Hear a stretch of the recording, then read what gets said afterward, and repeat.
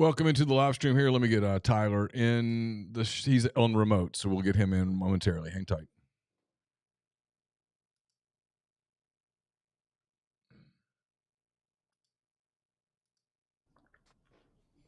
There's Tyler Siskey. Welcome into the. What it is. How are you? Welcome into the live stream here. McCready and Siskey, powered by Rain Total Body Fuel. AJ McCarron will join us momentarily. Tyler, where are you? I'm live in Savannah, Georgia. How about that? How about that? How about that? How about that? Trying out for the bananas or? Yeah, I came down. They needed a pitching prospect, so I came down, and I'm still good for about an inning and a half, and and now that I'm on TikTok, I can do the TikTok dances and the whole deal. I'm good to go. So, beautiful area down here. Yeah. That's awesome. Got to go hang out with where Forrest Gump did his bus stop scene. I saw that today. So did a little. Oh, right, that was taped in Savannah, wasn't it? Yeah, it was. It's a nice place. It really is. I was telling you earlier. I think this is it's a good little trip. Great food, lots of Diet Millers, oysters. It's a vibe, man. I like it. I'm kind of down. You gonna try any of the breweries? Probably not. Got in late yesterday. Got in time to go do some dinner and did some raw oysters. Did some Diet Millers while I was doing the raw oysters. But and then just check it out. I've been here I think twice before. I was telling my wife this is what's different about you get this because you've done it for so long. But I have been to Savannah twice. No, actually 4 times. I've been here twice recruiting. I've been here twice like coaching, like staying here, going to play Georgia Southern. But you don't get out and sightsee. You know what I mean? Like you don't experience the town. So pretty cool place, man. Very historic.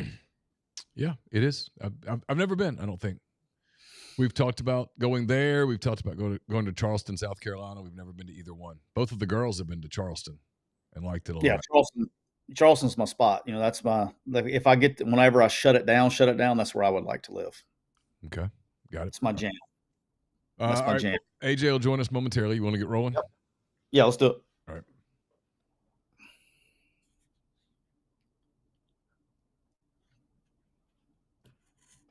Welcome into episode 323 of McCready and Siskey, powered by Rain Total Body Fuel. I'm Neal McCready in the Clark Ford Studios here in Oxford, Mississippi, joined by Tyler Siskey. He's in Savannah, Georgia, and the hopeful future lieutenant governor of the great state of Alabama, AJ McCarron, scheduled to join us momentarily. So welcome into the big show. It's one that is brought to you each and every time by our friends at Rain Total Body Fuel. 300 milligrams of natural caffeine, BCAAs, electrolytes, zero sugar. It's got what you need to push the limits and achieve your goals. Check them out on Instagram at Rain Body Fuel to learn more. Tyler? Neal, I'm not rocking with a Rain Total Body Fuel right now because I've already had one today. I had one this morning bright and early. I did have a sour gummy worm this morning to get my day started. So I've already had one. But if I was to have one on the show, I would probably go with a rainbow sherbet today. But Kia of Meridian chat is already bumping, Neal, and you can fall into big savings right now. Is the perfect time to upgrade your ride with unbeatable deals at Kia of Meridian. Whether you're looking for a new car, a truck, or SUV, or a certified pre-owned vehicle, we've got something for everyone. 0% APR on remaining 2025 Sorrentos and huge discounts on all remaining 2024 inventory. They are giving up to $3,000 off of Kelly Blue Book for your trade-in. So if you're one of these teams that's wanting to fire your coach and you need a little extra money to take off the buyout, go to Kia of Meridian and you can get a couple of grand off of your Kelly Blue Book trade-in right there at Kia of Meridian. So give them a call at area code 601-483-6444. And remember, when you go, AJ, and you say, you know what, Trav, I think I want this Telluride. I want you to take my Lambo, and I want to tell you, I'm going to trade in my Lambo for a Telluride. And when you do that, he's going to give you $3,000 more Blue Book off your Lambo for the Telluride. And you're going to say, but Trav, that's not really why I'm here, Trav. The only reason I'm here is because I want to spin the wheel and win awesome prizes like a PS5, an Xbox, a TV, and more. So check them out at Kia of Meridian. AJ, we're also brought to you by the official RV dealer of McCready and Siskey. Who is that? That's County Line Campers. They located right there in Gulfport, Mississippi, where you can grab a brand new 2026 Gulfstream travel trailer and your choice of a 21-foot bunk model or rear bath for just $14,999. And here's the kicker. If you trade it in within 1 year, County Line Campers is going to give you every penny you paid as full trade-in value toward any new RV on the lot. That's right. You can try the RV lifestyle for a year with Aaron Risk. Not a one, no risk. So check them out at countylinecampers.com and don't miss your chance to roll out risk-free only at County Line Campers. How about that? How about that? How about that? Ladies and gentlemen, boys and girls, children of all ages, Neal is live in the wonderful city, metropolis of Oxford, Mississippi. I am joining you live from the picturesque window view of the wonderful town of Savannah, Georgia. And joining us right now from what many call the sweet home, from many call the original birthplace of Mardi Gras. Ladies and gentlemen, the three-time national champ, the three-time world champ, the future lieutenant governor of the state of Alabama, and the current co-host of the Bama Dynasty podcast, AJ McCarron. How we doing, sir? Mike's muted. I'm good. Mike mute. Move him up. Mike mute. Yep. How we doing, sir? What'd you say? How are we doing, sir? Oh, I'm good. I'm good. Busy. Yeah, we're on this audio thing now, so I'm going to have to be careful because usually mine and Neal's mic work as one when we do. I got to be careful today, so I don't talk over or mess up the audio files. Hey, real quick super chat from our friend. I think is it Tamby or Tomby? I need to put my glasses on. This not being able to see things sucks. Tamby says, got my Hovey Dry Goods hats today. HoveyDryGoods.com. Touchdown squirrel and the white one Chase had on the other day. Neal was right. Perfect for us bald-headed men. Neal, excellent questions at the press conference today. Good job, guys. There you go. I like it. I like it. Hey, who won the golf match the other day? I heard there was a rumor last week that AJ was down playing golf on Wednesday. Did you win? Did you play with some friends of mine on Wednesday? Friends of ours? Shit, I don't even remember. You did. You had to do the Coach JB show from the golf course? Oh, yeah. Wednesday? Yeah. All these days are running together. It's I think I played good. Hell, I can't remember. 11 and a half more months, man. You're almost there. Almost, yeah. It's just the first Tuesday next year, November. You're good, dog. You're almost there. No, it's in May. Oh, it's in May? The runoff. Yeah, the Republican. Yeah. Yeah. Who you're running against? Can you even talk about that? Do you know yet? Who y'all competing against? It's really Wes Allen. He's Secretary of State. And then Rick Pate. He's the head of agriculture. Gotcha. Let's go. But how was your trip to Tuscaloosa? Oh, it was good. We did a live show. It was awesome. Did you go to the game or did you come back home? No. We boys had baseball and basketball. I drove right back that night. What time did you get back? Like 11:30. Brother, I don't, because you go the back way, right? You got your road that you roll on the back way? Yeah, I go through Mississippi, Meridian, 45. All right, let's get rolling here. We're not going to spend a whole lot of time on the review, one because a couple games were we'll spend a little bit of time on it, and we'll get to what everybody wants to talk about anyway here in just a second. We'll start them off just a couple games that that happened. Obviously, Texas A&M 38, Mizzou 17. I don't know how much. I know Neal was kind of in and out on this one because of his day job. I know you were working, but this was almost rinse and repeat for me with what Texas A&M does to people. The freshman quarterback, I think, for Missouri is going to be a good player, but that was his first start on the road, and I think it just became overwhelming for him at the end. And look, we're going to look up, and barring anything crazy, I think happening towards the end of the year, we're staring at Texas A&M in the SEC championship game. Texas A&M Alabama is probably the most likely scenario going into this deal. The reason I brought this up is, AJ, from what you've obviously when you watch Alabama, and this is the part I want to talk about on this one, as much as we've seen Texas A&M play, how would you think a Texas A&M Alabama matchup would go if we see that? Yeah, I mean, I think that'd be interesting. The thing that concerns me for Alabama right now is not being able to run the ball at all. I mean, at all.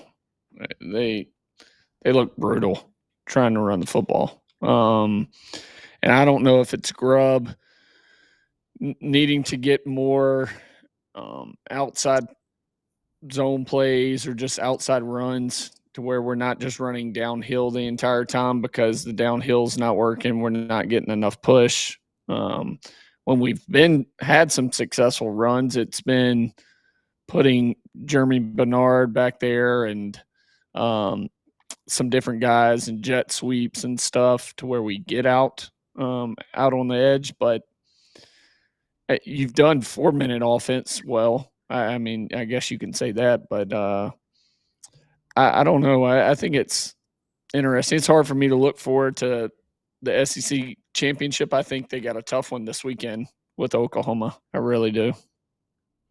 For the same reasons, right? I think kind of here's where I'm at with Alabama. Neal, did you get a chance to watch any of that game? It's Saturday night late. I saw a little of it. By the time I got to it, it was Alabama was up like 17-7 or something. I don't know, something like that. It was not an inspiring watch. I even tried the ESPNU version where there was no broadcasters because I got tired of listening to people talk, and it was just kind of, I don't know. Yeah, LSU's so anemic on offense right now that it's like they're not challenged. It never felt like they were going to challenge. But I agree with AJ. I will say this, watching what I saw of Alabama's offense and having seen Oklahoma's defense in person, that's got a chance to get a little tight in Tuscaloosa. Yeah, I want to tie the Alabama LSU game into this because AJ did a natural job. Good tee up there, AJ. Alabama's thing is this, and we've talked about it ad nauseum the whole year with them, is they really struggle with outside runs. A lot of that has to do with the tackles. A lot of that has to do with the running back, right? So I think it's half and half with both those guys. They don't do well on the perimeter. That's why you said, when Bernard gets there, it's more the tackles are irrelevant, and now because you're doing whatever you're doing on the outside, and it's more of a guy that can get to the perimeter. But Alabama to me is kind of like again, I know why they have to do it, is to set up some of the passing game stuff, but I think they're probably trying to do it too much on the perimeter with Jam and those guys. But in the event that this isn't the first time it's happened, and I think what you saw on Saturday is, and it was I think it was 2 weeks ago, we were talking about this a little bit with Ty, is when Ty doesn't have his A game. When he has his A game, it kind of covers up the run deficiencies because he can get with it. When he doesn't have his A game, which he didn't have the other night, he didn't have his fastball the other night, and then you're going to see some struggles, right? But I still think they're going to be fine. And I think a lot of things have to go wrong because I do think Oklahoma can be exposed. I think Alabama's receivers it's a great matchup for Alabama in the passing game. And if they can protect, that's going to be the story for me is I expect the run struggles to continue a little bit this week against Oklahoma. That's where I'm at too. I think they're going to struggle to run the football against Auburn. I mean, Auburn's one of the best rush defenses if Auburn's still there by the time they play. But Ty Simpson's I think they do have matchups they can win on the back end, but Ty Simpson's got to have his A game, right? I think I saw several, butt shots. No diddy. Of Ty climbing the pocket and like he had the NCAA route post, the deep over, right, and he hits Bernard for a really big play. Well, hell, he had the post for a touchdown. Like he missed it. He still had an explosive play. It'll go down as a big pass play, all that stuff. Yeah, the post was uncovered, and so there's some things I don't know if he was not seeing things clearly, or maybe they confused him, or what it is. And then he missed some throws. So, but I still think they're going to be fine. I think they'll be fine this weekend, but I do think he's got to have their A game for people to feel more comfortable. That's where you worry about him moving forward, is when he doesn't have his A game and they play somebody who can stop the run. I think he's starting to, his mechanics are starting to fall off a little bit. I think he's throwing off platform and trying to be a little too fancy and make too many things happen. And I think it's hurt his mechanics in the pocket to continue to be accurate like he was earlier in the year. I just, when I'm watching, that's what I see, because he's missed dudes that are wide open. I mean, he had Bernard on the deep post. He missed Bernard the week before on the deep dagger against South Carolina. If he hits that, he scores. He's underthrown some deep balls by falling away too fast and not staying and finishing the throw. I think that's why his accuracy has taken a dip. The biggest concern for me is Alabama's offense in the second half since Georgia. I mean, they hadn't really done much. I mean, you scored 24 in the first half against Georgia. You didn't score any in the second half. You scored 10 in the second half versus Missouri. You scored 14 in the second half versus Tennessee after putting up 23 in the first. You scored really 7 in the second half of South Carolina until the last drive. And then you scored 3 in the second half versus LSU. That's a massive concern for me. Is if you don't have this lead going into halftime like you've had every week, like, and you're not scoring in the second half until the last, 4 minutes of the game, like, that's a concern. And I don't think it's being talked about enough. I think that's a glaring issue for their offense right now. Do you see something? Do you think it's teams adjusting? Do you think it's trying to reestablish running game in the second half to try to, be a little bit more efficient? What do you think is the? Yeah, I don't know, to be honest with you. I don't know, how some teams can start, and I've been a part of them. I don't know if you have, but I've been a part of some teams where you're going off of the first, 10 to 20 scripted plays, and you're great at that. Like, you start out fast, and as soon as those plays get done and over with, you don't really have that rhythm that you did in those, because they're not your best plays. And so, or maybe it's a week-to-week deal to where, hey, this scheme this week is going to be more meshes, or more 3-level reads, or more true right to lefts, or more 1 high versus 2 high. And I don't know if, because they swap their scheme up in the first half and then teams catch on to it, and then they're not making adjustments at half, and the defense, they're making adjustments and better adjustments, and then they're playing them better in the second half. I don't know what it is, but they start slow in the second half damn near every game, and they just can't find it. And then it's led to some closer games than you want. Because, I mean, the score of the LSU game doesn't really show you the game. I mean, that game was close. Like, if Nuss doesn't take that big sack on third down, even though they make the field goal, but he steps up in the pocket and then tries to escape and make something happen, and they score on that drive, I mean, that's a 1-score game. Van Buren at the end, I mean, he had a chance, and they got just awful play calling when they got inside like the 10.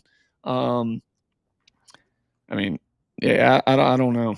I'll tell you what, LSU's their whole that play calling. They fired the OC and asked him to leave his playbook there, and they ran the same shit. I don't know how you can fire a coach and then still run the same plays. Like they didn't look any different, did they? No, but it was run, third and long, screen. Run, third and long, screen. I was like, gosh, dang, are we going to do anything? Well, brother, I will say this. I don't know what they've been so, it's offensive line driven, man. I mean, it has been a mess from day one. I don't know. I think when, you put Van Buren in and, like it was to the point, like I know, because how I say, don't look at stats, right? Don't look at stats, because the stats don't tell you a story. But if you look at stats, everybody's like, oh, they benched Nussmeier to put in Van Buren. Well, I mean, Nuss was 18 of 21 when he got benched. Yeah. And so why was he 18 of 21? All right. So he wasn't like he was humming the ball and hitting digs and shit. Everything was short underneath. And they just can't protect to get anything down there. And then Van Buren gives you a little bit of chance to avoid, makes the offensive line a little bit better because he's a little bit better at avoiding rush. I think he's going to be a hell of a player, by the way. I thought he was really good last year at Mississippi State. I think he's going to continue to get better. I think that kid's really talented. I like watching him play. But yeah, I'm with you. And we'll flip right to speaking of that, the Vanderbilt Commodores host the Auburn Tigers this weekend, and they win 45-38. Would like to give a big shout out to my guy D Nix, my guy Darren Hiller. We both got a lot of TV time the other day. We got Maurice Harris was there. That's what the you've heard a lot of chatter this year about that the system is outdated. That system isn't outdated, but you saw the system the other day. They spread them out. It's almost like on third down, you don't need to go max protection all the time when you can't protect. You can spread them out and give your quarterback quick answers. I thought Derek did a hell of a job. I thought the game plan was great. Gave him a more than fair chance to win. They scored 38, didn't get it done in overtime. But just I thought that was a really good job of running that. That was a system that I knew how I kind of saw it, and I thought they did an unbelievable job of mixing up run and pass, and then giving their quarterback quick answers and helping the offensive line and protection by spreading them out. So, for whatever reason, had this conversation this weekend after the Baylor game. The offense never looked like the offense. It was basically not max protect, but max runs, RPOs, man protection, max protection, pushing everything downfield with no answers. And then D Nix got a hold of it and was able to run the offense. And I thought they did, particularly after the week you're fired. There's a lot of things that can go through your mind. I thought it was a great job by them focusing and giving giving them the best chance to win the game. And then you saw, I'll tell you this is the first time I'd seen this. I thought Vanderbilt realized real quick they couldn't run the football, and they threw the ball all over the lot. And they did a good job. Auburn's very difficult to run the ball against, but I thought you got to give credit to Vanderbilt because they got hit in the mouth several times. They had a chance to shut it down, and then they came back and won the game. So that does, especially after them losing last week, I thought that was a really good job by Vandy. Kind of showed some character there too. Anything on that one? Anything on those games? On that? Yeah, I mean, it was a fun game to watch. I caught a little bit of it in between games, and then by the time we got home, I watched I think Vandy go down, tied up, and then Vandy went down, was driving and went for it on fourth, and then Pavia tripped up, and then I watched overtime. But I mean, I thought Auburn. I mean, it sucks for them. I thought they played hard.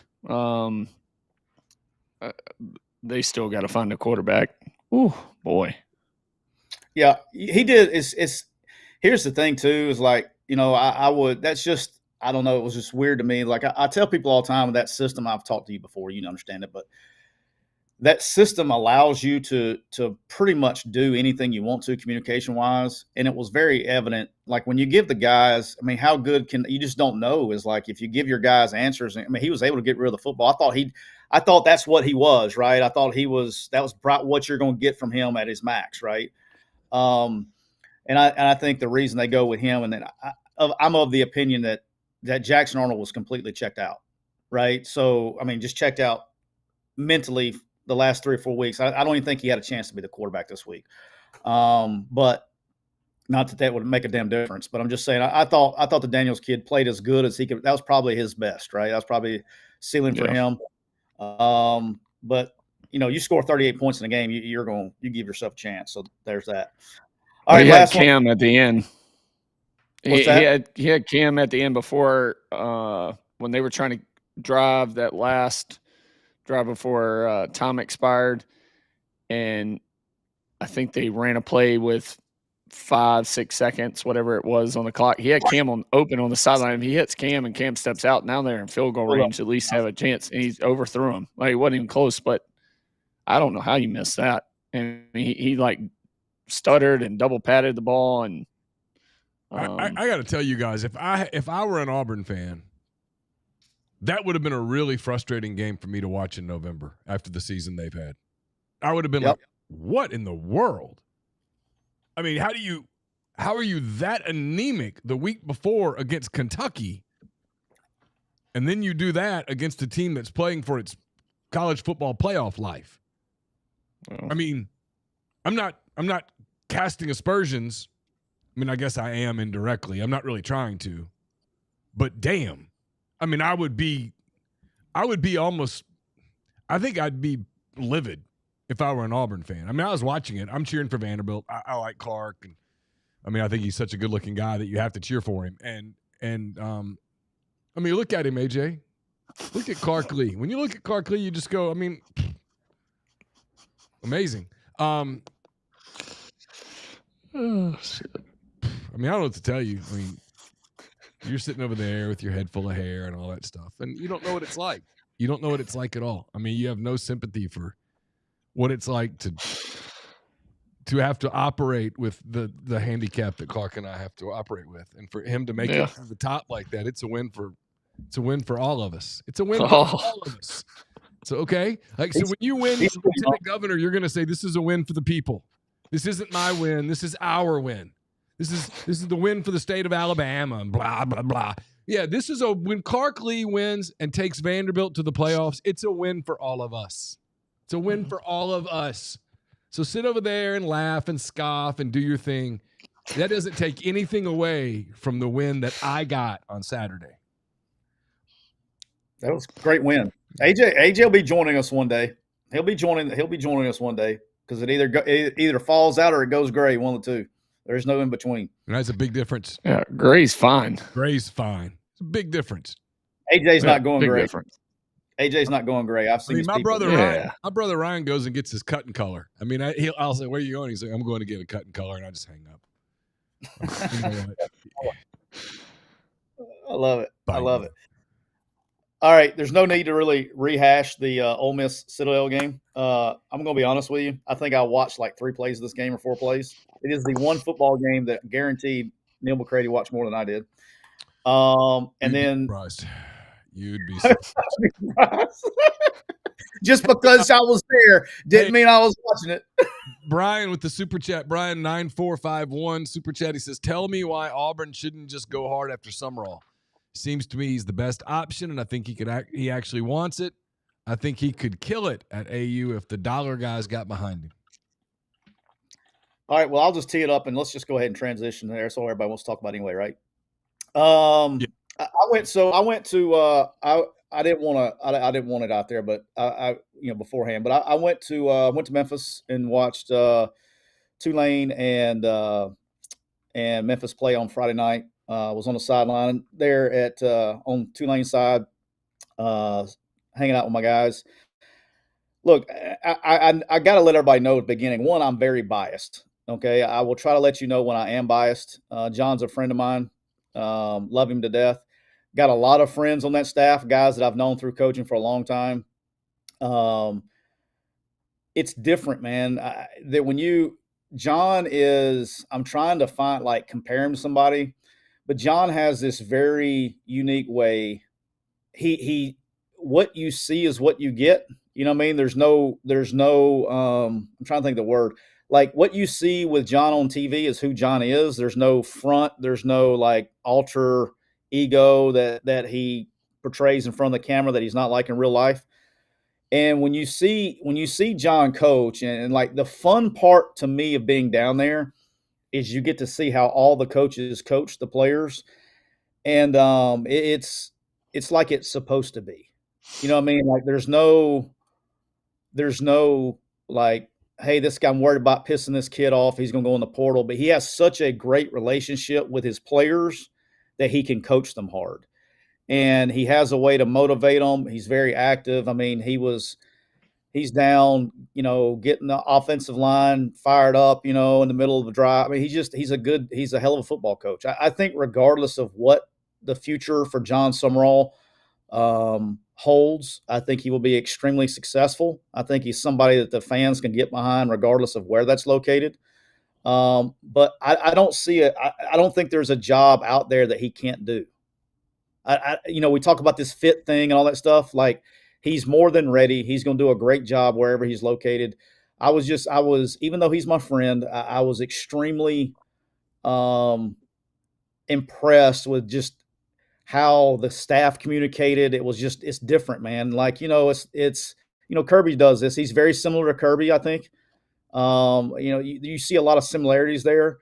And I'm not saying the guy's going to go somewhere and win a national championship 2 straight years. I'm not saying all that, but when you just look at it, the way he coaches, a lot of these guys got the same stuff about him. And I really like the way his staff communicated, and they were all on the same page. And it's not fake. You know what I'm saying? Like, so the game, I don't know how much you got to see. I know, AJ, you were actually podcasting, but Friday night when they dominated the first half. I mean, just completely dominated. And Memphis was down and out. They were up 35-17 at half. Memphis comes back and brings it to a 6-point game, and that place was rocking. And they never lost course. And even the offense scored 3 points in the second half. And Joe Craddock made a hell of a RPO call on 3rd and 4 to end the game. And in the tunnel, no cameras, seeing the coaches hug each other and have, it was like it used to be. You know what I mean? Like, you got a vibe of that's what it used to be like. Nothing's ever changed there. I just think it's I get it, man. I think he's a no-brainer for many different staffs, and I think if he chooses to do so, he will have an opportunity to go somewhere and do it. The issue at Auburn is the question you can't answer, so it's not even worth asking. The question I have, I'll ask it because it's what's on my mind, is how many opportunities does he have? And I know you can't answer that. I understand. Yeah, I gotta stay clear of that one. I think he has multiple. I can say that. I think he'll have multiple opportunities if he wants to. The issue at Auburn, though, is getting the people with the money out of the way, so they don't think they run it. Yep. Because I talked to one of those. I mean, I would say he's a big Auburn guy. He's a big money guy. When it came to this political stuff, spent some time with him, and we were talking about it. And I mean, he even said himself, he's like, we got to get others on board to step out of the way and stop thinking they run everything. Like, this isn't. They're treating it like it's a high school deal almost. To Auburn's credit, I will say this. I don't think that's what caused the issues at Auburn with Freeze. I think for the first time in a long time, I felt that they were more with Freeze, that they were more step back than they had been in the past. I will say that. And we all know, I mean, you live in Alabama, AJ, and Neal, you covered the team, and obviously my deal there. We all know how bad it was, right? Like how much people were involved. I definitely think that they took a step back, but to AJ's point, I don't think they stepped all the way back, but I think they were back enough to where you can go win. You know what I mean? Like, I don't think that they were impeding progress. this time as they have. I don't think he was meaning it by that. I think he was meaning it by the fact that they stepped back and now they want to be back in the room. Yeah, maybe, but I think there's enough there. And look, I think, and people can say what they want to, I think John Cohen, being a former coach and very successful coach, even though it means in baseball, he gets it. And I think he can. I think with somebody like him in place as the AD, it can help alleviate some of that because he can run smoke screen for a lot of that. I think that's important. I think when you got a fundraising AD that's been used to raising money his whole life, I think that can be a problem. But I think John Cohen, I think because he's a former coach, I think he gets it, and I think he can kind of run some interference and kind of help. Instead of the coach being out there on his own, I think he can help with that. Going into this, look, I've said this. First of all, I do want to say this too. I got text 1,817,000 times about what I said on the postgame show the other day about my comments about the lady coming to the next 7 to 10 days, about what I was implying and all this stuff. Yes. Like, literally, can I tell you what I was implying? Please, I was implying that regardless of what Lane Kiffin decides to do, whether he decides to stay at Ole Miss or he decides to go somewhere, he's going to be getting paid a lot of money, like a lot of money. So my implication is that Lane Kiffin, regardless of what he decides to do, is going to be very rich and make more money than most coaches. That was my what I was referring to there. Yeah. I don't know how that got lost in translation. That's why I'm always worried about saying stuff. In fairness, I took it as you thought that Lane was getting ready to sign an extension, which I was news to me. That's what I was. And then other people took it as you thought that you were saying he was leaving. I don't know. I have a mailbag question, which if I had $1 for every time someone asked me what's Lane Kiffin going to do, where would I be able to vacation? And the answer is anywhere. Yeah. I would be able to go.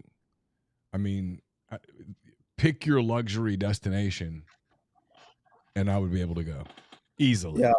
Like with spending money, hanging around. I'd be able to hang out with the AJ McCarrons of those places. Could we go twice? Probably. If I give this after today's press conference, I probably could just give this the day, and we could all take our families and just really, really just tie it on, if you will. All right, so here's the questions I've got for you. Has Mark Stoops bought himself another year? He's got a couple SEC wins now. He beats Auburn. He destroys Florida. Florida, listen, I said this about Florida. We'd like to talk about quit watch. All right, so there's quit watch and there's quit warning. And, when you hear that, hey, there's a tornado watch, that means conditions are ripe for a tornado, but there's not yet a tornado, right? It just means, hey, be aware a tornado could pop up because of the atmospheric conditions. When the guy says there's a tornado warning, you go, oh, hold up. You guys have actually seen what appears to be a tornado. Florida is not on quit watch anymore. Florida is on quit warning. They have spotted a quit. In fact, they have spotted a lot of quits. And it's no longer ripe for quitting. There's quitting. Well, yeah, they put the warning out when they did the availability report. When you got 14 dudes out on Wednesday. And one more that opts out on Saturday. Yeah, there were a few more. How many? Do you know how many more it was on Saturday? One for sure that just went up to Gonzalez and was like, hey, I need to preserve my red shirt. Like when you're not on the doubtful part or the questionable part, and all of a sudden you go from not even being on the injury report to out. That would be the quit warning. But yeah, that was bad. I mean, Stoops save his gig? I would say again, people are emotional, right? I think so. Okay, I would think so. Okay, but people, I've said this where I made my mistake this year is I underestimated emotion. All right, This week, do you know who Kentucky plays this week? I bet you would never get without looking at your schedule. Right? Vanderbilt, right? They play Tennessee Tech. Oh, okay. And you're like, in your first mind, you go, what? What's a dub? God. Tennessee Tech is 10-0 in the Oh, FCS. If that were to happen, yeah. and then he goes and loses to Louisville, the rival, the last year, okay. But I will say this. I think Kentucky would have to know. I think Kentucky, I'll say this about Kentucky. I think they would have to know who's coming. I actually think they're smart enough, which not many are, to understand they would have to know who's coming through the door before they did that.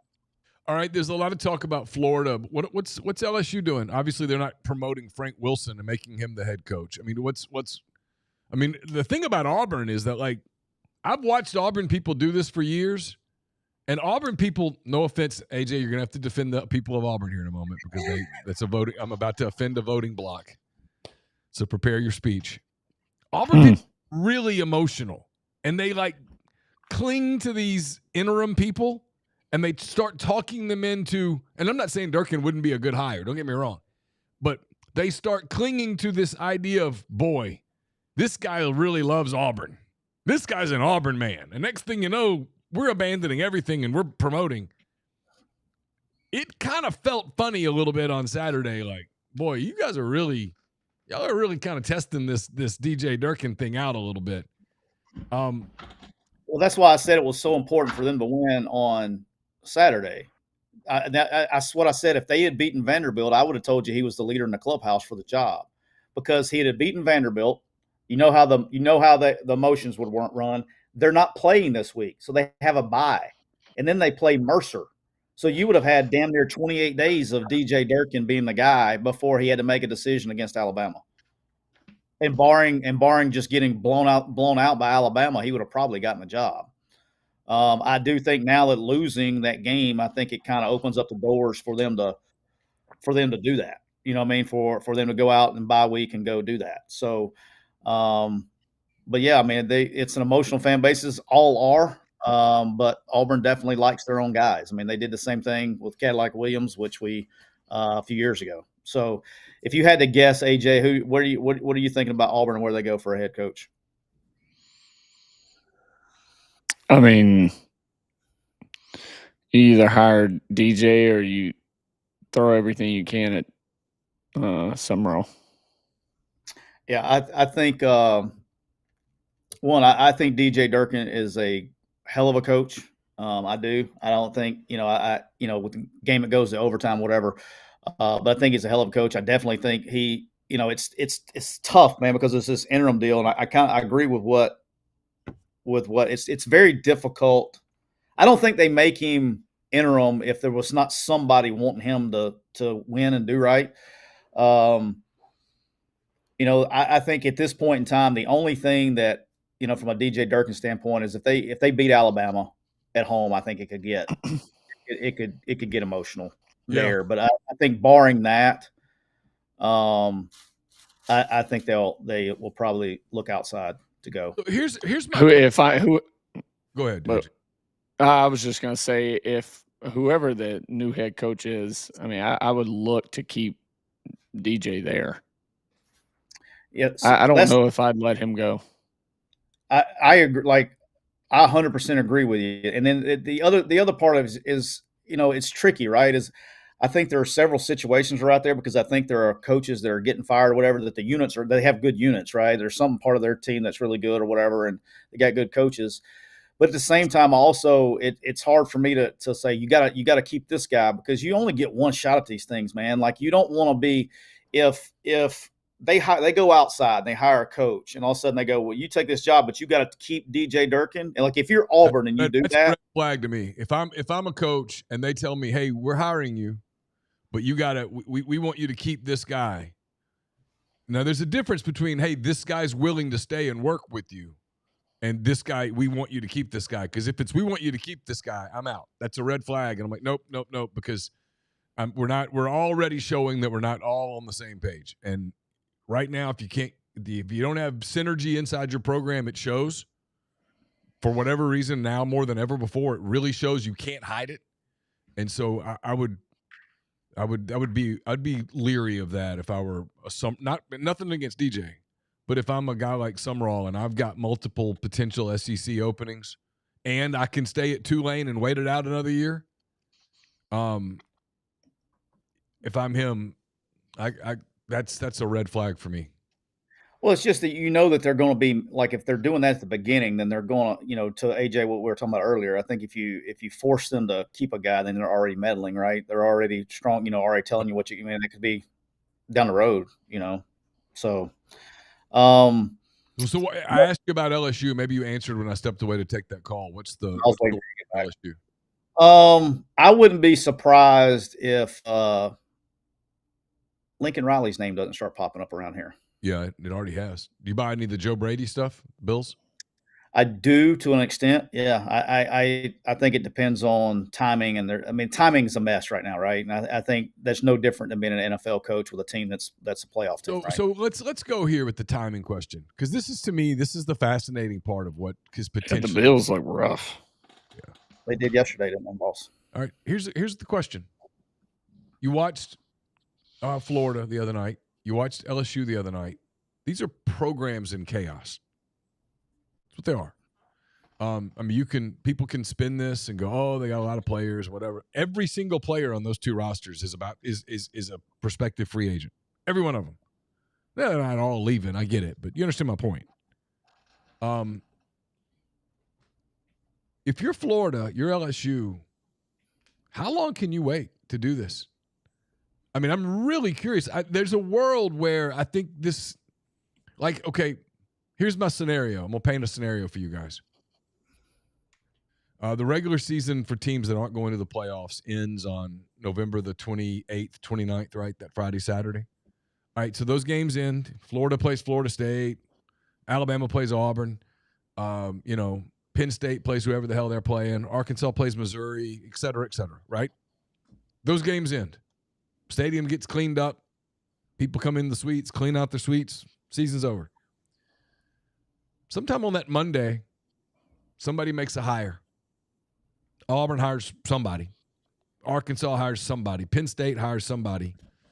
Eli Drinkwitz announces he's staying at Missouri, et cetera, okay? As the days go on, if you're LSU, if you're Florida, if you start committing yourself to the waiting game on a guy like Kiffin, let's not beat around the bush,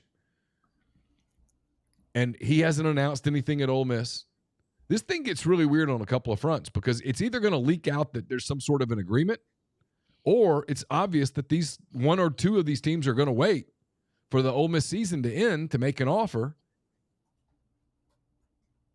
I mean, if Ole Miss beats Florida and beats Mississippi State, I said if, I'm not saying they will, if, they're going to be no lower than the 6, which means they're either playing a G5 or they're playing whoever limps out of the ACC.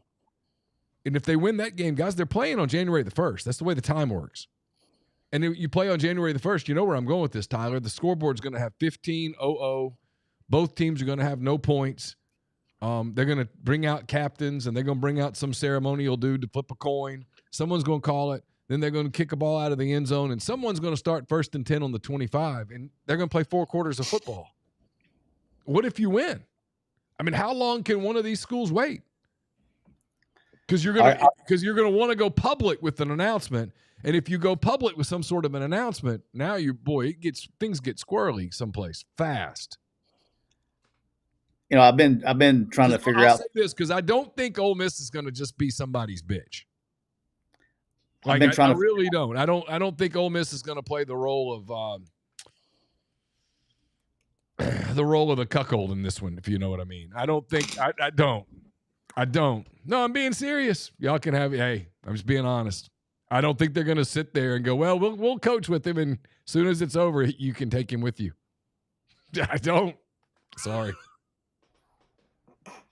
I have a live audience here today, Neal. I didn't say a bad word. All right, I've been trying. AJ's like, I got to get off the show. Oh my goodness! Don't know which portion of my voting base might be offended by this one or not. Right now, somewhere somewhere in America, there's a dad driving the car with a 9-year-old or a 10-year-old in the car, and they go, "Hey, Dad, what does that mean? That's on him. What does that mean? Oh, What's God. that C word? What does that C word mean, Dad?" Oh boy! Oh, boys and All girls. right, all right. So I've been thinking about since Friday how I'm going to say this. I think I have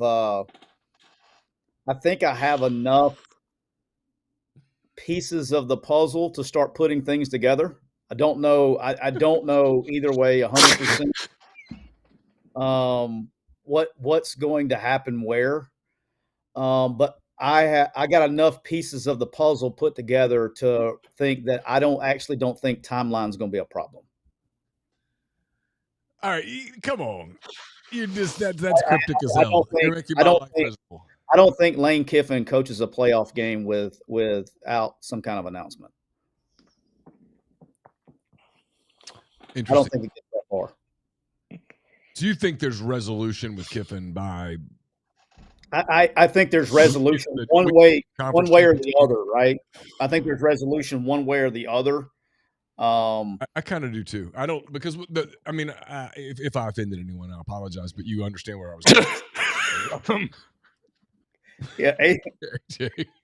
AJ's probably I not love coming out. AJ. He's hilarious. AJ goes, man, McCready, he's killing me.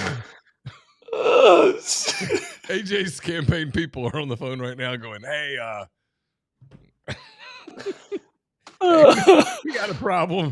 Oh, shit. So you're saying you think, I mean, if I'm listening to that and I'm listening to what you said, you're telling me you think in this case, Ole Miss is getting an answer one way or the other from Lane Kiffin. Yeah, I don't think this gets dragged out very long. I think because here's the thing, if you're Ole Miss, right? If you let it drag out and then he leaves, well, all the people that you might be able to hire, they're off the table, right? I mean, you wanted to hire John Summerall, for example. He's gone. Maybe you were interested in hiring, and I'm making names up. Maybe you were interested in hiring Lincoln Riley. He's gone. Maybe you're interested in hiring Alex Golesh. He might be gone. People have already agreed to new deals at their schools, right? There's going to be somebody who's going to do a Rhett Lashley and surprise us and stay at a place another year and get a new deal and a little more commitment with a kind of a wink and a nod of, hey, you do know at some point I got to leave, right? I mean, that's going to happen. So, yeah, I mean, it's a weird spot. And his answers today were really, he was pretty ambiguous. And then I'll finish my thought. You're Florida, and let's say in this scenario, you play it out and you let it go, and then Ole Miss gets to a semifinal and loses on the 8th or the 9th. And all of a sudden, he looks up on the 9th, and there's an NFL opportunity. I mean, people will mention. I mean, it's going to end up being sort of a joke unless someone actually puts it out there. But like Brian Dable just got fired with the Giants today. You're going to have the Jackson Dart connection, and people are going to go, "What about Lane Kiffin?" It's going to happen. It'll happen by the end of the day in one of these publications, if it hasn't already. 100%. The thing is, though, is I think look. Keith Carter's going to earn his check, right? I mean, Keith Carter's under a ton of is just in a bad spot, right? I mean, Keith's in a bad spot. And look, Lane's not going to change. Lane is Lane. That's who he is. And he on one hand that he goes, I'm going to wait to the end of the season. In the corners for. Oh wow.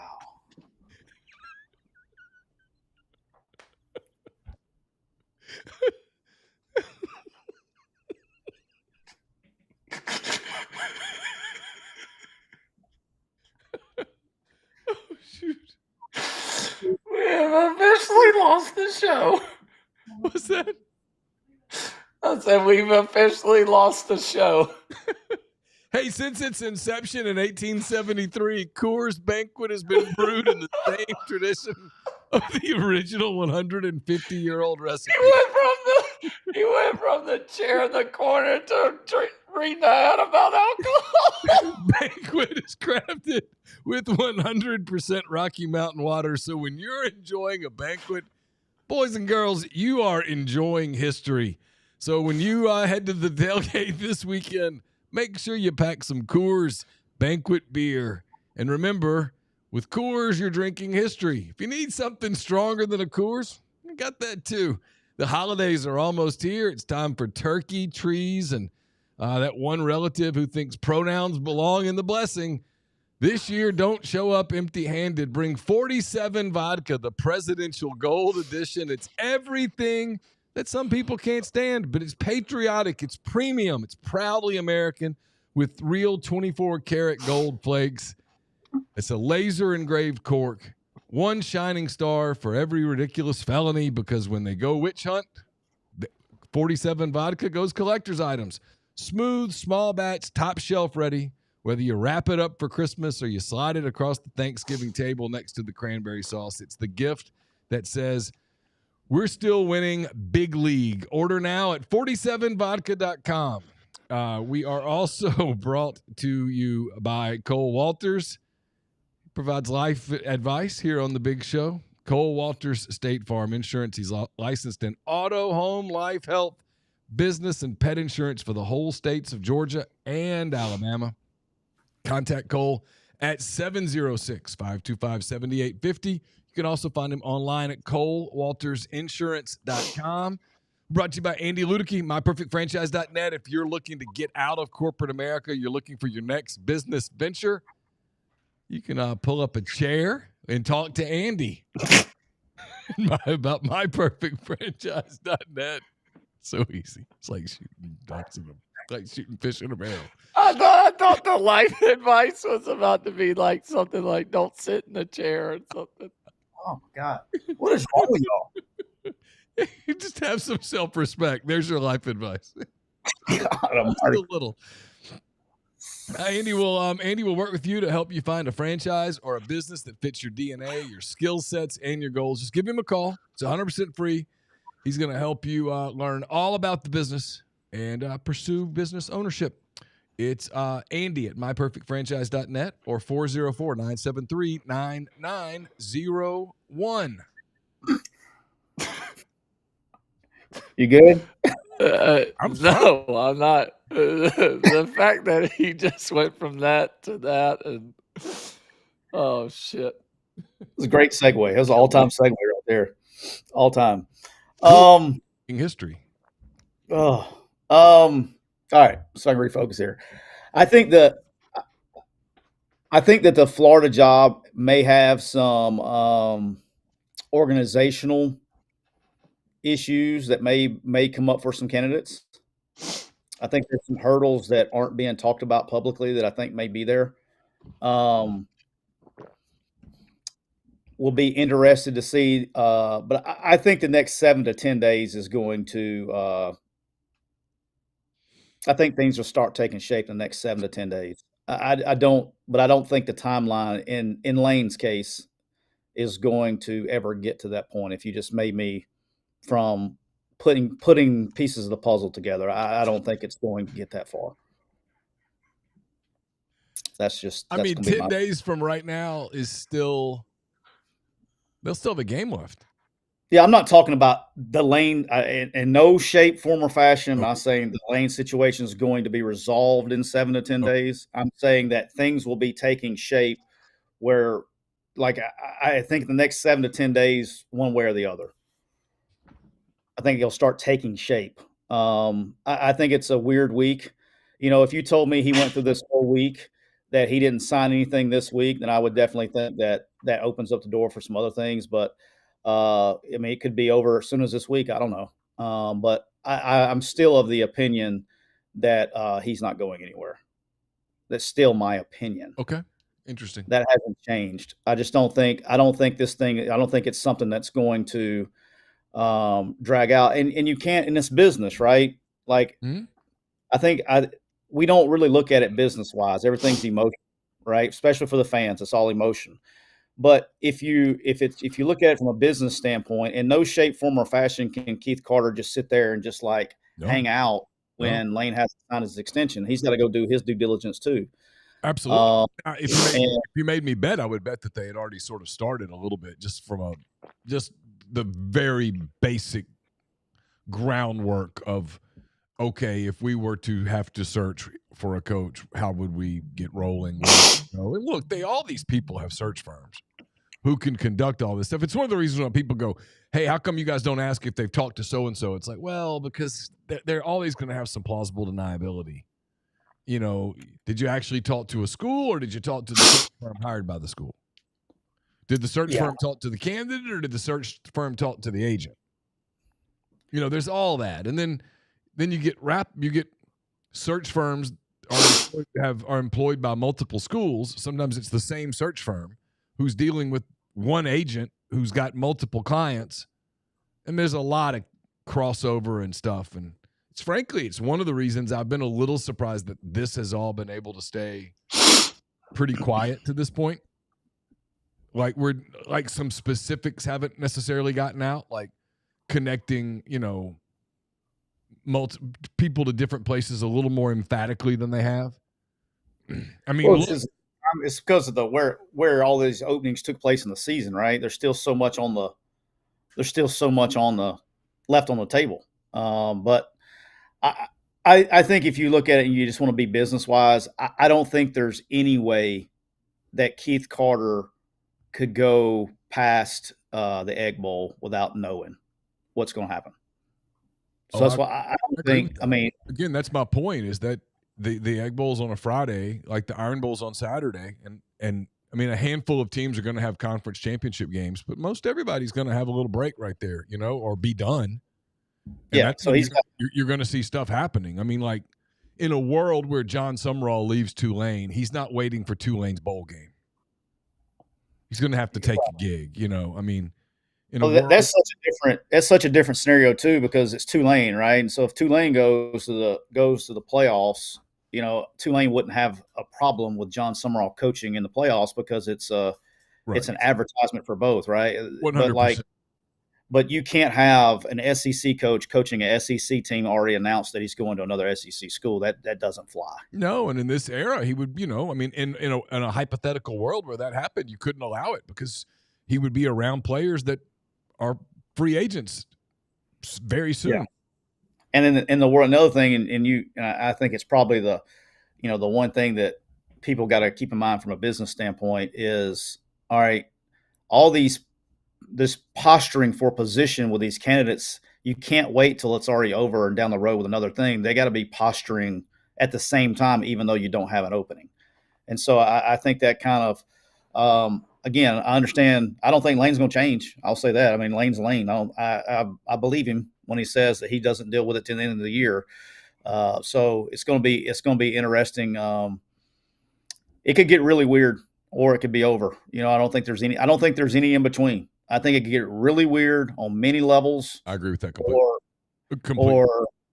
Or it's resolved and he's announced that he's staying. Yeah, I agree with that. I had that conversation today at 1:00 with someone. I said, this is going one of two ways. It's either going to be pretty clean, he stays, playoffs, everybody's happy, or this thing gets weird, fast, quick, weird. Like there's just in a world where I'm playing this out, a scenario where Auburn hires a coach. I don't know whoever, doesn't matter. Penn State hires a coach. Arkansas hires a coach.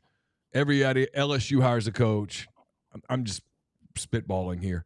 Whoever else has openings, they're hiring, and Florida's just sitting over there going, everybody's going to know, right? At that point, either something's done or they're going to wait. And that's where I think it kind of gets untenable. Well, I mean, like if you just take emotion out of it and you use common sense, and, the Lane thing to do would be to announce an extension this week if he was going to stay before he played Florida on Saturday. If you put common sense to, because that's on pace, right? I would think so, because I mean but I'll be honest with you, Tyler. I don't anticipate that. I could be wrong. I'm with you. I don't know, but he did not talk today like somebody who was days away from making that kind of a commitment. His answer today was, I'm not that far down the road on a decision, basically. Yeah. Again, I think Florida's got some organizational structure things that they're trying to do that doesn't really fit the profile of a lot of guys. I think some guys will be fine with. I think some guys that will struggle. They will struggle from an organizational structure of what they're trying to do. Their long-term vision for the athletic program, or for the football program. So that will be interesting for me to see who takes that job on that, based on that. And again, of my opinion, I have nothing to base this off of. Nobody has told me anything. My opinion, though, putting all the pieces together, that Lane would stay at Ole Miss. But that's just me putting my opinion of putting the pieces together of other things. But I do not think. Also, of my opinion is that the timeline is not going to be a problem. I think it's one way. And I think if it's the other, it could get what you're talking about. It could get really weird really quick. I mean, beyond weird. So we'll see. I think Eli Drinkwitz is a guy whose name's going to pop up at some of these places very prominently. Lincoln Riley, like I said, I wouldn't be surprised there. And obviously Jeff Brom, I don't know what he has decided to do or going to do, but the guy's a hell of a ball coach. So everything I've heard about Missouri, I'd be surprised if Eli leaves. I'm going to go 50. Doesn't mean that he will. That he was not leaving. I'm just based on what I've heard. I would be surprised if Eli Drinkwitz leaves Missouri. I'm going to go 50-50. Okay. What do you think, AJ? Who? I think if there's one coach that leaves, it's him. Because I think he feels like he's always going to be on the cusp of, possibly making it, but Missouri's never going to be able to get over that hump. And if he takes a bigger job, he can do it. That's the one dude I see leaving their SEC school for sure. Yeah, and it's I'm actually from just an interesting thing. I think that I think it's going to be interesting to see how Lane handles this whole week. That's the thing I'm probably the most interested in, just to watch to see how he handles it. I think it could be a really weird week, or like even if it's not weird, that's unusual. You know what I mean? Like, because he's, I'm just curious to how he's going to handle it. Could be very interesting. I mean, am I the only one that thinks this is going to be a weird week? I mean, so are you saying Lane is staying? Like, what was his interview today? Was making it sound like he was leaving, or what? No, he just was very. I thought he was very transparent today. I thought he was came across as someone who knows there's going to be a decision to be made, and that he's not very far down the road in making it. I mean, it's hard for me even to put it in. It was a lot. It was 14 minutes. He got asked some hard questions. It was done in a very non-combative way, and he was very thoughtful and open, and it was interesting. I've talked to people who listened to it, who watched it and said, "Oh, he's gone." I actually kind of came away thinking somewhere in the middle. I kind of believed him when he said he hadn't made up his mind about anything, and he didn't use those words. I'm paraphrasing. They just said he wasn't very far down the road. He was very focused on now that in this era of college football that you're always 2 or 3 losses away from being fired. And, I mean, people can scoff at that, but I mean, James Franklin and Brian Kelly say hello. Yeah, I mean, that's apples to pineapple. Yeah, but they don't have the pull that Lane has at Ole Miss. I mean, he never did. I mean, he talked about a little bit about what makes a good job. I asked him, was the coach more important now than all the other stuff? And he gave a really complicated, intricate answer. I mean, you look around and look who's winning right now. Frank Cignetti's got Indiana, number 2 in the country. You've got Clark Lee's got Vanderbilt, 2 wins over Kentucky and Tennessee away from probably making the playoff. Brent Key's got Georgia Tech in the mix. Lane Kiffin's got Ole Miss very much in the mix. He's got Ole Miss, who's a double-digit favorite this week, and they'll be, I don't know, probably about an 8.5, 9-point favorite at Mississippi State next week. You've got Ole Miss winning 2 games where they're pretty big favorites away from being 11-1. And, I mean, depending on what happens with Georgia and Alabama in front of them, hell, they could end up getting a bye to the quarters. It's not likely, but it's possible. They could be the 5 or the 6. So you're starting to talk about those. That's the new world. Indiana made the playoffs last year too, guys. I mean, I don't know. I mean, I think I actually took Lane's answers as I'm still sort of trying to figure all this out. I mean, I'm sure if I'd told Lane Kiffin 6 years ago when he got the Ole Miss job in December of 2019 that, hey, there's going to be a day that comes that Florida's open and LSU's open and you're the first name on the board and you're actually going to be thinking about staying at Ole Miss, I think he would have said, you are out of your freaking mind. You're insane. And yet here we are, right, where I think you can at least make the argument. You can make an argument the other way too, but I think you can make the argument that of those 3 jobs today, right now, that Ole Miss is the one that's the most stable. That Ole Miss is the one that's winning the most. I mean, again, last 5 years in the league, fellas, there's only two programs in the SEC have won more games than Ole Miss. Georgia and Bama. That's it. I mean, that's it. That's a 5-year time frame. I mean, it's not the biggest sample size, but it ain't the smallest either. So it's kind of an interesting dilemma that I think he's found himself in, and I think I took his answers today a little bit as struggling with what he sees and everything that he grew up with. Because, Lane's a little younger than me, but not a ton. He's older than both of you guys, right? I mean, he'll be 51 in May. Lane grew up in an era, man, when Florida was dominant. Spurrier, Urban Meyer, Tim Tebow, all of that stuff. There was a time when Florida was Danny Werfel. I mean, there was a time when that program was must-see TV, and that was a time in his life, right? And we're not there anymore, but they've still got traditions and all of that stuff. I just think the question now is, does that stuff matter? And I'm not saying it doesn't. I don't know. I mean, we're going into a new era of rev share where everyone's trying to even it out. Maybe it's even, maybe it's not. Maybe your NIL opportunities are bigger at some places than others with what you can actually get through with Deloitte and things of that nature. I think everybody's trying to figure those things out right now. Yeah, I mean, it's not the answer that everybody wants to hear, but again, I think that why I do understand the timeline, like I was pre-Friday, I was of the timeline is going to be a problem. I don't think the timeline is going to be a problem now, one way or the other. Not saying one way is going to happen and the other one's not. And I think in the event that he leaves, I think it's going to be really weird. I think things can get really weird really fast. In the event that he stays, you won't know. I mean, it's like it'll be a nothing burger, like you said. I just don't think there's any in between. But I do not think that he coaches a playoff game at Ole Miss without there being some resolve one way or the other. That's probably where I'm at. Is that fair? Yeah. I mean, I don't know.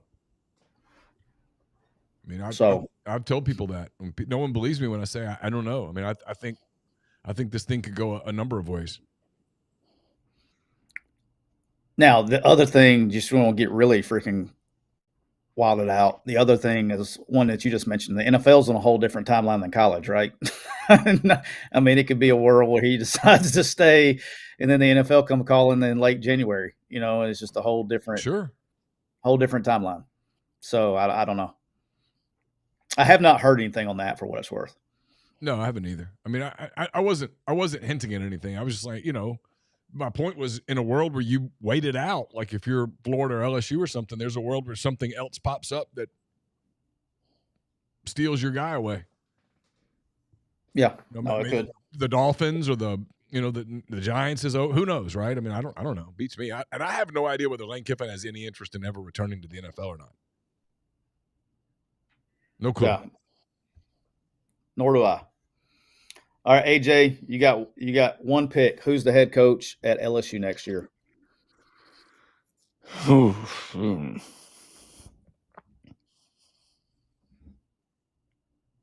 play this game. We'll go around the round robin and see if you can see what your prediction would be. Let's say Joe Brady. Okay. Neal, LSU next year. Joe prediction. Brady. I'm gonna say Lincoln Riley. Okay. All right, Florida. No idea. AJ. I mean,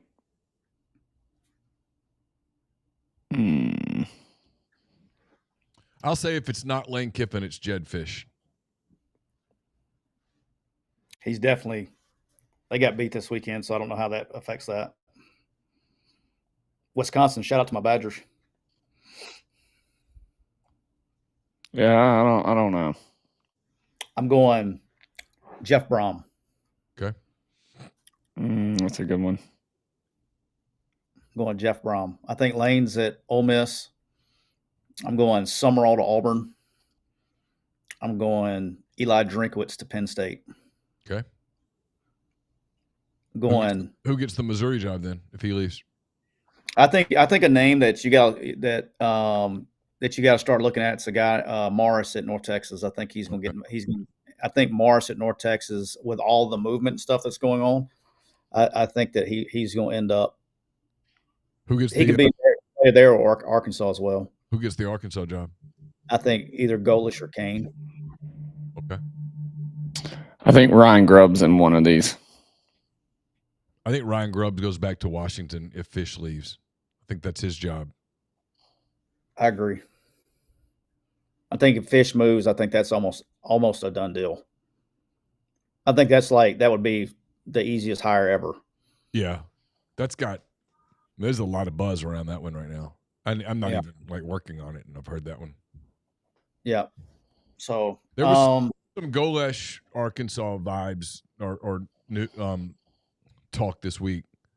The part with Kane is where the Petrino thing comes in. Like, supposedly Petrino has let people at Arkansas know he's willing to stay as the OC. And then it's whether Kane would want to do that or not, right? Yeah, I don't know. I haven't asked him. Don't know. I have not talked to Kane. Don't know. Try to stay away from those conversations. You know, it's like I know this is hard to believe. You know, I talked to our guy Summerall the other day. We didn't talk anything about coaching searches. Yeah, not one. Yeah, of course. He didn't want to do that 2 hours before kickoff. Yeah, it was about literally he was in his suit for about 15 minutes before he went to a pregame meal. Talk about Jenny and the kids. Saw Jenny. It was awesome. I did tell him that you said hello. He said, "Tell Neal I said hello back." Good. Did do that for you. Thank you. If Lane did leave, who gets that job? It's all about the timing. Yeah, I mean, if it happened quickly, I think Ole Miss would make a really strong move for John Summerall and have a real shot. That's my opinion. It's kind of educated. In a world where the timing didn't work out, I don't know. I mean, here's Ole Miss's problem, AJ. Not a problem. It's a good problem. But, again, barring some collapse, they're going to the playoffs. They're playing a game December 19th or 20th. I mean, they'll have to lose one of these two games, maybe lose them both to not make the playoffs. I mean, it would have to just fall off the cliff for them not to make the playoffs. And so, how do you do that? You hire a coach, and he's the coach in waiting, and he's just standing around on the sideline while the other staff is coaching the freaking Sugar Bowl against Alabama on January 1st. I mean, what does that even look like? I mean, it's wild, right? I mean, that's the part that you're like, what is that? Man, Lane looks bad in that scenario, dude. I mean, if that happened, that is a bad look. You coach a program to the playoffs, and then you don't coach. If you leave while they're in it, I don't know if you ever bounce back from that. I don't know how this is my point on all of this, right? When all the Florida people are like, he's coming away. How y'all gonna manage How do you manage the logistics on this? And like, well, and they'll just hire a GM and he'll just stay at Ole Miss. And I'm like, so you think I'm not going back down the road, I promise. You think Ole Miss is just going to say, okay, we'll just wear the T-shirt that goes, "We're little brother"? I don't think Keith Carter and Glenn Boyce are going to do that. I don't. Maybe I'm wrong. I miss a lot. Look at my picks every week. But I don't believe that. And I don't believe Lane would coach a team to the playoffs and all of the spotlight and everything that's entailed with that and then go, yeah, I'll go to Gainesville and we'll start putting together some stuff and I'll just be in anonymity, or maybe I'll make an appearance on ESPN at halftime or something. I don't believe that. That would be a bad look. Bad luck. I mean, for a guy that has done everything in his will to turn his whole persona around for so many years. Successfully. Yeah. And I mean, kind of beat the media and go from the media beating up on you to now you're like friends with them. Yep. You want to talk about a total shift back to the old days? Yeah. I mean, they will. And you walk into a kid's living room, you walk into the portal, and it's real close on some kid. Everybody's got basically the same offer. And, I mean, what are they going to – they would use that against him. They'd say, well, he'll leave you in the middle of a playoff run. I mean, it would kill his coaching career. I don't care. Know how you sell that. And I mean, it's different than like if you're, say, Kane or Grubb, right, where you're offered an opportunity to be a head coach. You can take it. Everybody's going to give you a standing ovation. And, hell, you might be able to manage the time a little bit. It might even be doable because you could still be the defensive coordinator at Alabama coaching a playoff game. You guys know this. You don't need 3 weeks of game planning. That's not how it works, right? I mean, you're going to have a regular week of practice. You could still, not saying you would, but you could. That wouldn't paint your program in a bad light. This pretty rough. Be hard to do. I don't know how you could do it. Honestly, I just don't know how you could do it. That's my opinion. Maybe I'm wrong. Which is why I say that I would be surprised if I thought timeline would be a problem a week ago. I do not think timeline's a problem now. Okay. One way or the other. Yeah. Because of what you just said. Yeah. Just wow. Be a hell of a story. I just don't see it. I really don't. And I know people are out there going, "You're being a homer." I mean, nobody. I mean, at this point, if after all these years you think I'm being a homer, I don't know what to tell you. Yeah. Well, you know what? If you're serious about your health and you don't have time for a doctor's visit or a confusing lab report, you should listen to this. I'm listening. Prime is a modern at-home lab testing kit that puts you in control. You can order your kit at getprime.com. You can collect your samples from home in just a few minutes and get clear, personalized results right to your private dashboard. There's no needles, there's no waiting room, and there's no hassle. Whether you're rechecking your hormone, energy levels, metabolism, or just your overall wellness, Prime makes it fast, easy, and actionable. If you need support, Prime connects you with the trusted doctors who can get you and guide you to your next steps, like your peptides, your protocols, and your real strategies to help you feel your best. It's very simple. Just go to getprime.com, look it up, which kind of kit you want. They'll send it to your house like I did. Yep. Put the bad boy on your arm. You hit the red button, and you sit there and wait. It takes about 5 minutes total. Yep. You'll take a tube out. You stick it right back in the mail, and in 24 hours, you're going to have your results right back to you. So make sure you go to getprime.com. That's getprym.com.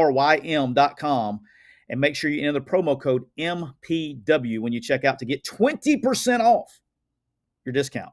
Wow. We're also brought to you by Thompson's Paint and Body Shop, a real family-owned body shop right in the heart of Saraland, Alabama. They're not some corporate chain pretending to care. You know what, AJ? They're located right there in the heart of Saraland, Alabama. Right off I-65 and exit 13. Thompson's has been serving customers all over the Gulf Coast, from Biloxi to Pensacola, from Gulf Shores to Demopolis. And if you drive like my wife and you hit deer every 5 minutes that you get in the car, they will take care of you. Always catching strays. Always catching strays. She likes to hit deer. How many deer have you hit in a car? I hit the one when we lived in Tuscaloosa. I hit 2 in Tuscaloosa. She hit 2 in Tuscaloosa. You hit 1 off coming off the mountain in Chattanooga. That's 3. That's 3. I hit 3. How many curbs have you hit? And she also hit a curb in Tuscaloosa going, AJ, you remember my neighborhood in Tuscaloosa, North River? She pulled in. She was pulling in. She said that was a fluke. She was pulling into the neighborhood and hit the curb going so fast that every damn airbag in the car went off. Damn. I hit a curb and every airbag. Damn. She kind of deserves a few of these straight. She's trying to say it's faulty airbags. I don't know. I just, have you ever hit a curb before? I mean, I've hit a curb before, but not hard enough to make the airbag go off. Just saying. Just saying. But they've been in business for over 35 years. And you know what I would do? I would send it right to Thompson's Paint and Body Shop. And Don Jr., Matthew Thompson, one of them would take care of me and treat us like family. They take care of us. So make sure you check them out at thompsonsbodyshop.com or give them a call, area code 251-675-0884. How about that? We're also brought to you by Bank First. Bank First is the hometown bank with people who understand the needs of the community. That means local decisions, local support, local folks who care if your kid made the team. At Bank First, they're not just bankers. They're neighbors. They're friends. Whether you're buying a home, starting a business, or just need someone to explain what APR actually means, they're here right down the street. So give Gant Boone a call, 662-310-0204 to learn more or visit bankfirstfs.com. Bank First with locations in Oxford, Starkville, Hattiesburg, Tuscaloosa. It's member FDIC, Equal Housing Lender Bank, NMLS 454063. And we're brought to you by Outdoor Underwriters. Everyone loves the outdoors, but you want to make sure your hunt club or your timberland is covered. Outdoor Underwriters provides the insurance you need at a price that makes sense to you. Outdoor Underwriters provides liability protection for occurrences arising out of activities and operations of your hunt club, its members, guests, invitees, agents, employees. You can take great comfort in blind and tree stand liability, mobile equipment liability, hunting dog liability, and much, much more. To learn more, go to outdoorund.com. That's outdoorund.com or call 866-961-4101. Anything else, my friend?